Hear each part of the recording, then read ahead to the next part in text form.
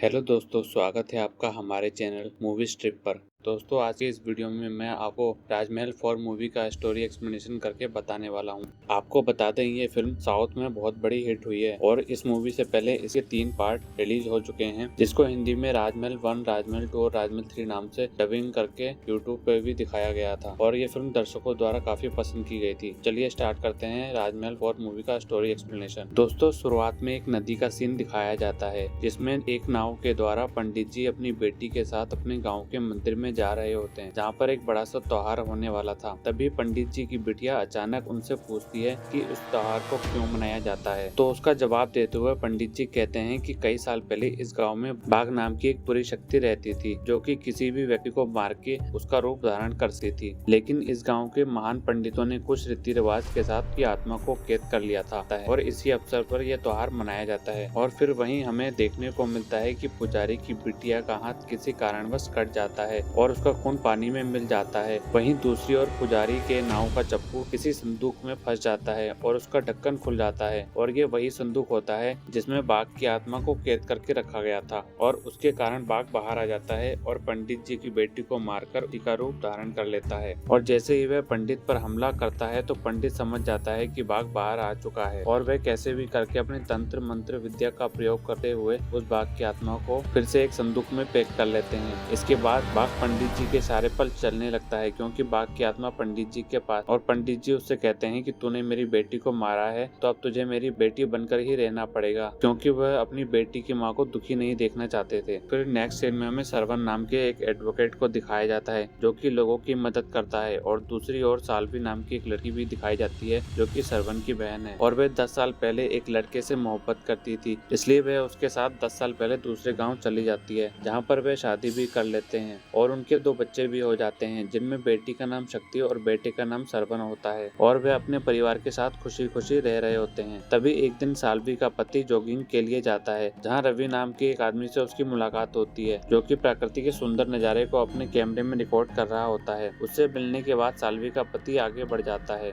और आगे उसे देखने को मिलता है कि एक जगह पर काफी धुआं हो रखा था। इसमें से एक हाथ बाहर निकल कर आता है और साल्वी के पति को वहीं पर मार देता है और फिर वो उसका रूप ले लेता है, जिससे हमें यह पता चलता है कि ये तो बाघ ही था। और फिर वो साल्वी के पति के रूप में साल्वी के घर पर जाता है और वो साल्वी से बात करता है खुद के बारे में और उसके बच्चे के बारे में और खास तौर से अपनी बेटी शक्ति के बारे में, जिसे साल्वी मजाक समझकर टाल देती है। जिसके बाद वहीं पर साल्वी को गाँव वाले बुलाने के लिए आते हैं और वह उनके साथ चल देती है। फिर थोड़ी देर बाद फोटोग्राफर रवि वहाँ से गुजर रहा होता है कि तभी साल्वी के घर का कुत्ता जोर से भौंक रहा था और वह वहाँ पर जाकर देखता है कि साल्वी की बेटी शक्ति वहाँ पर बेहोश हुई होती है। फिर वह कुएं के अंदर देखता है तो वहाँ पर उसे पता चलता है कि साल्वी ने तो फांसी लगा रखी थी और यहीं से इस मूवी में ट्विस्ट आना शुरू होता है कि साल्वी तो गांव वालों के साथ बाहर गई थी तो कुएं में फांसी कैसे लगा ली। उसके बाद हमें पता चलता है कि जो कुएं में फांसी लगी हुई औरत होती है वही साल्वी थी और गाँव वालों के साथ जो गई है वो कोई और नहीं, बाघ की ही आत्मा है। बाघ ने साल्वी के साथ साथ उसके पति और उसकी बेटी को भी मार दिया और ये खबर साल्वी के भाई एडवोकेट सरवन को पता चलती है, जो कि दूसरे गांव में रह रहा होता है, जो कि तत्काल अपने घर वालों के साथ मिलकर साल्वी के गांव पहुंचता है, जहां पर गांव के लोग कहते हैं कि हमें तो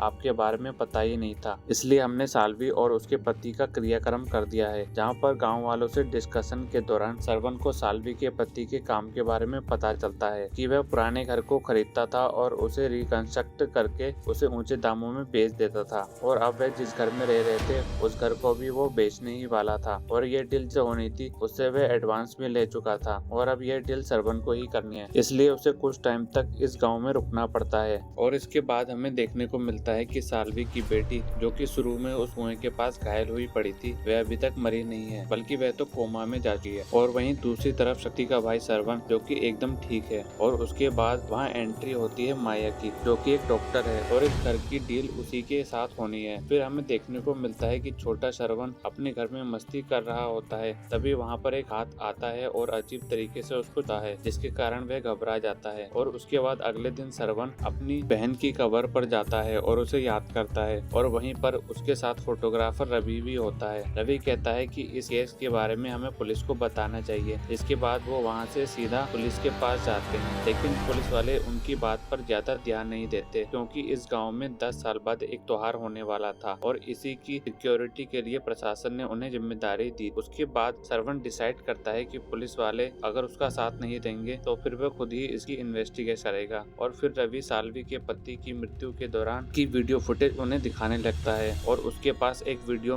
होता है जिसमें एक स्वामी जी देखने को मिलते हैं, जो कि कब से साल्वी के पति का पीछा कर रहा था। उसके बाद नेक्स्ट सीन में हमें उन्हीं स्वामी को दिखाया जाता है, जो कि साल्वी के घर की ओर मंत्र पढ़ते हुए आ रहे होते हैं। इसके बाद जैसे ही स्वामी उस घर के पास आते हैं तो उसका दरवाजा बंद हो जाता है, और इसके कारण स्वामी जी वापस लौट जाते हैं, क्योंकि उन्हें पता चल चुका होता है कि यहाँ पर कोई शक्ति है। और माया के साथ भी उस घर में अजीबोगरीब चीज होने लगती है, जिससे उसे लगता है कि जरूर यहाँ पर कोई भूत रहता है। और हमें देखने को मिलता है कि जंगल के बीच रास्ते में श्रवण और रवि अपने घर पर लौट रहे होते हैं। तभी वहाँ पर श्रवण को जंगल के बीच में आवाजें सुनाई देती हैं, और उनका पीछा करने के लिए श्रवण जब उनके पीछे जाता है, लेकिन कुछ दूर जाने के बाद वह आवाज बंद हो जाती है, और वहीं कार में बैठे रवि को साल्वी की परछाई दिखाई देती है, जिसके कारण वह घबरा जाता है। और जैसे ही श्रवण वापस गाड़ी के पास आता है तो वहाँ पर देखता है कि ना तो वहाँ पर कोई गाड़ी है और ना ही वहाँ पर रवि है। और फिर जब वो आगे चलता है तो उसे रवि का कैमरा मिलता है, जिसमें उस स्वामी जी की फोटो होती है, जिसे देखने के बाद उसे पता चलता है कि ये काम तो स्वामी जी का ही है। और फिर थोड़ी दूर जाने के बाद वो देखता है कि रवि और रवि की कार एक पेड़ से टकराई हुई है और रवि की लाश वहाँ पर पड़ी हुई है, जिसको देखने के बाद वो पुलिस को कॉल करता है। फिर जैसे ही वहाँ पर पुलिस आती है तो वो श्रवण से ही पूछताछ करती है कि आखिर बार तुम ही रवि के साथ में थे, तो ये तुम्हारा ही काम है। लेकिन श्रवण कहता है कि ये मेरा काम नहीं है, ये उसी बाबा का काम है। तभी श्रवण की नजर वहाँ पर खड़े हुए बाबा पर पड़ती है, जो कि चुपके से उनकी बातें सुन रहा होता है। तो जैसे ही श्रवण बाबा का पीछा करता है तो थोड़ी दूर बाद बाबा गायब हो जाता है। फिर उसी दिशा में श्रवण जब आगे जाता है तो उसे एक कुटिया मिलती है, जहाँ पर उसे बाबा से संबंधित तंत्र मंत्र की सामग्री पड़ी हुई मिलती है।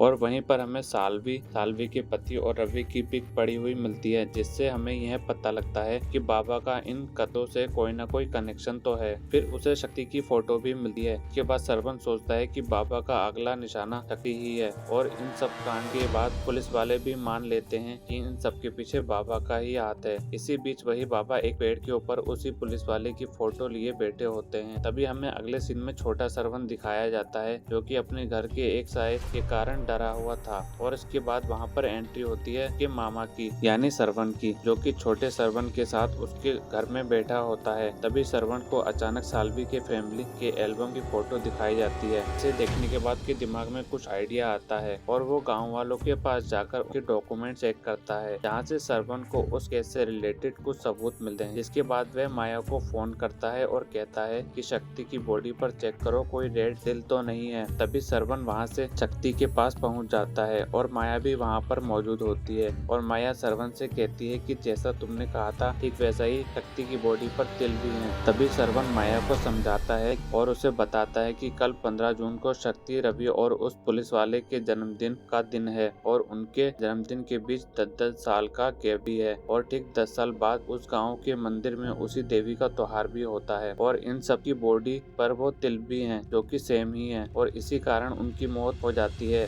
उसके बाद माया को समझाने के बाद वह उस पुलिस वाले को बचाने के लिए निकल जाता है, और शक्ति की जान को खतरे से बचाने के लिए वह माया से कहता है। इसके बाद हमें मूवी के फ्लैशबैक में ले जाया जाता है और दिखाया जाता है कि जैसा कि 2 दिन बाद गांव में उस मंदिर में बहुत बड़ा त्योहार होने वाला था, जिससे गांव के पंडित दूर दूर से उस त्योहार में हिस्सा लेने के लिए आने वाले थे। और ठीक उसी दिन वह पंडित भी वहाँ पर हिस्सा लेने के लिए पहुँच गए थे। जो पंडित शुरुआत में बाघ की आत्मा को कैद करता है, वह मंदिर की चोटी की ओर देखता है और वहाँ से घबराकर वापस भाग जाता है। उसके बाद पंडित साल्वी के घर पर आता है, जहाँ पर माया होती है, और माया के मना करने के बाद भी वह घर के अंदर चला जाता है। इसके बाद पंडित को घर में अजीब सा साया दिखाई पड़ता है, जिसके बाद वह वहाँ से वापस चला जाता है और माया को कहकर जाता है कि इस घर को आज ही खाली कर दो, नहीं तो तब भी मारे जाओगे। और फिर दूसरे सीन में श्रवण उस पुलिस वाले को ढूंढता ढूंढता जंगल में चला जाता है और वह वहाँ वहाँ पर पहुंचकर देखता है कि बाबा उस पुलिस वाले की बॉडी पर कुछ कर रहे होते हैं। तभी सरवण उस बाबा को रोकता है और उससे फाइट करने लगता है। तभी वहीं पर उस पुलिस वाले की बॉडी हवा में उड़ जाती है, जो बाघ की आत्मा का ही काम था, और अंत में पुलिस वाले की भी मौत हो जाती है। तभी सरवण को पता चलता है कि बाबा तो उसकी हेल्प कर रहे थे, ये काम पूरा बाघ की आत्मा का है। और जैसे इधर पुलिस वाले की डेथ होती है और उधर दूसरी तरफ साल्वी की बेटी भी कोमा से बाहर आ जाती है। और इन सब के बाद स्वामी जी को पुलिस स्टेशन ले जाया जाता है, जहाँ पर पुलिस वाले को वो बाघ के बारे में बताते हैं और बताते हैं कि कुछ साल पहले बाघ की आत्मा को उसी के परिवार वालों ने कैद किया था, लेकिन अब उसकी आत्मा आजाद हो चुकी है, जो कि हमने मूवी के स्टार्टिंग में देखा था। लेकिन उसे वापस शक्तिशाली बनने के लिए 3 लोगों की बलि चाहिए, जिनका जन्म 10 साल बाद और गाँव में माता जी के मेले के दिन हुआ हो। और जैसा कि उनके जन्म के बीच 10 साल का गैप भी है और शरीर के ऊपर लाल तिल भी है, और इन्हीं तीनों की बलि उसे मेले से पहले देनी होगी, तभी बाघ की आत्मा ताकतवर हो पाएगी। और जैसा कि बाघ पुलिस वाले और रवि की बलि दे चुका है, और जब मूवी की शुरुआत में बाघ सेल्वी के पति का रूप धारण करके सेल्वी को मार देता है और उसके बाद सेल्वी का रूप धारण करके शक्ति को मारने जाता है, तभी गाँव वाले वहाँ पर सेल्वी को बुलाने के लिए आ जाते हैं, जिसके कारण वह शक्ति को नहीं मार पाता। और जो उस घर में आत्मा शक्ति को प्रोटेक्ट कर रही थी वह और कोई नहीं बल्कि शक्ति की माँ यानी साल्वी की आत्मा थी। और वो पुजारी जिसने बाघ की आत्मा को कैद किया था, वो मंदिर की चोटी को देखकर इसलिए डर जाता है क्योंकि वहाँ पर उसने लोटा रखा हुआ था